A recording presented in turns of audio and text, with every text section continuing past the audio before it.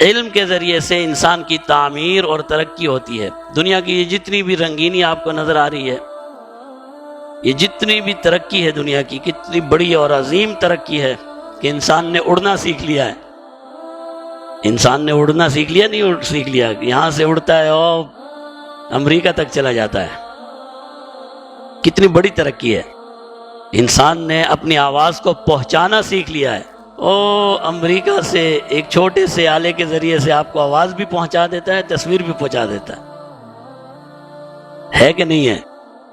وہی ذرا سوچئے تو صحیح، پہلے لوگ کتنا سفر کرتے تھے، ہزاروں میل کا سفر کسی کو ملنے کے لیے، کسی کا حال احوال پوچھنے کے لیے، اور آج کیا ہے، وہ واٹس ایپ کو وہی ویڈیو چلاؤ، یہ پہنچ گئے۔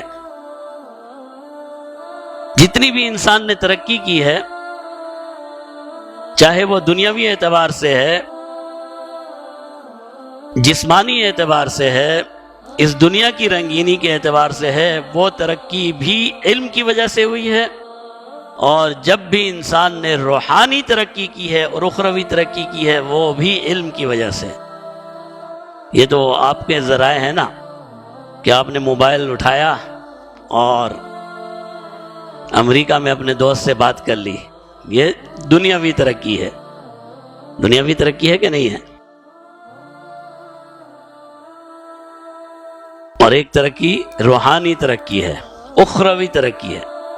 اس ترقی کو دیکھیے، جناب نبی کریم صلی اللہ علیہ وسلم ارشاد فرما رہے ہیں، میں نے کئی مرتبہ یہ واقعہ آپ نے پڑھا ہوا ہے، میں نے بھی سنایا ہوا، بہت سے علماء بھی سناتے رہتے ہیں۔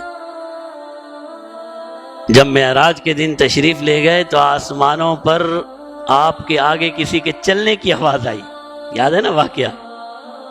تو آپ صلی اللہ علیہ وسلم، جبرائیل امین بھی پیچھے ہیں، فرشتے بھی پیچھے ہیں، سارے پیچھے ہیں، کوئی آگے چل رہا ہے۔ تو فرمایا یہ کون ہے جو مجھ سے بھی آگے چل رہا ہے؟ فرمایا کوئی نہیں، یہ آپ کا خادم سیدنا بلال ہے، زمین پر چل رہا ہے، آہٹ آسمانوں پر سنائی دے رہی ہے۔ یہ بھی تو ترقی ہے نا۔ ترقی یہ بھی ہے کہ سیدنا صدیق اکبر رضی اللہ تعالی عنہ کو جناب نبی کریم صلی اللہ علیہ وسلم نے فرمایا بھی دنیا کی زندگی میں موجود ہیں، وفات نہیں ہوئی ہے، دنیا میں موجود ہیں۔ پیارے محبوب نے فرمایا، اے ابو بکر، آپ ان لوگوں میں سے ہوں گے کہ اللہ رب العزت فرمائیں گے، اے ابو بکر، جنت کے جس دروازے سے جانا چاہتے ہو سارے دروازے تیرے، سارے دروازے تیرے، جس دروازے سے جنت میں جانا ہے چلا جا۔ ترقی ہے نا۔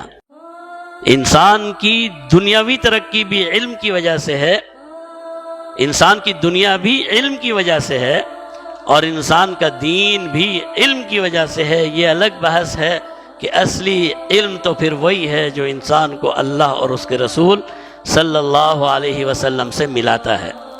ایسے علم کا کیا فائدہ جو آپ کو دنیا کی رنگینی تو دے دے، لیکن آپ کو یہ نہ بتا سکے کہ آپ کا رب کس بات پر خوش ہوتا ہے۔ تو دنیاوی علوم ہوں چاہے دینی علوم ہوں، دنیا نے یہ بات ہمارے لیے ثابت کر دی ہے کہ انسان کی تعمیر، انسان کی ترقی کا راستہ علم ہے۔